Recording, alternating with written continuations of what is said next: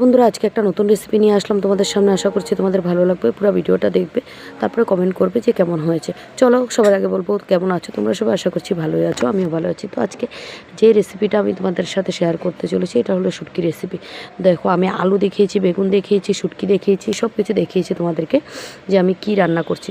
তো আমি কিভাবে শুটকিটা রান্না করছি এটাই বলছি। আর আলুটা এভাবে কাটা দেখে হয়তো তোমরা ভাবছো শুটকির আলু এভাবে কেন কেটেছি, কিন্তু আমি এই আলুটা আমি কালকে কেটেছিলাম যে মাছ রান্না করব ভেবে। তারপরে কি একটা মনে আসলো যে না, মাছটা খালি টমেটো দিয়েই বানাই, তার জন্য আর আলুটা এইভাবে কাটা ছিল, তো ফ্রিজে ছিল, তার জন্য এই আলুটাই দিয়ে দিয়েছি। খাওয়া দিয়ে কথা স্বাদ হতে লাগে খালি। তো দেখো ওদিন যে লঙ্কা থেকে শুটকিগুলি আনলাম ওই শুটকি দিয়ে বানিয়েছি। তো আমি তো শুটকি ভীষণ ভালোবাসি, আমার ঘরে সবাই মোটামুটি, আমাদের ঘরে শুটকিটা বহুত হয়, তো খুব ভালো লাগে আমার শুটকিটা। তো আমি আলু বেগুন দিয়ে এভাবে রান্না করেছি। তোমরা কীভাবে রান্না করো অবশ্যই কমেন্টে বলবে।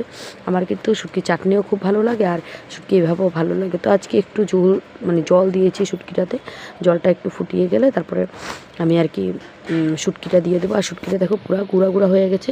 শুটকিটা গুঁড়া হওয়ার কথা হলো, এটা আমি গরম জলে ভিজিয়ে রেখে দিয়েছিলাম অনেকক্ষণ, তার জন্য এটা নরম হয়ে গুঁড়া গুঁড়া হয়ে গেছে। কোনো ব্যাপার না, গুঁড়া গুঁড়া হয়ে গেলেও কোনো ব্যাপার না, স্বাদটা আসবে ভালোই।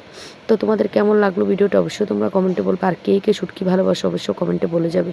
আমি কিন্তু ভীষণ ভালোবাসি, আমার ঘরে সবাই ভালোবাসে। তো ভিডিওটা কেমন লাগলো অবশ্যই কমেন্ট করবে। Bye bye.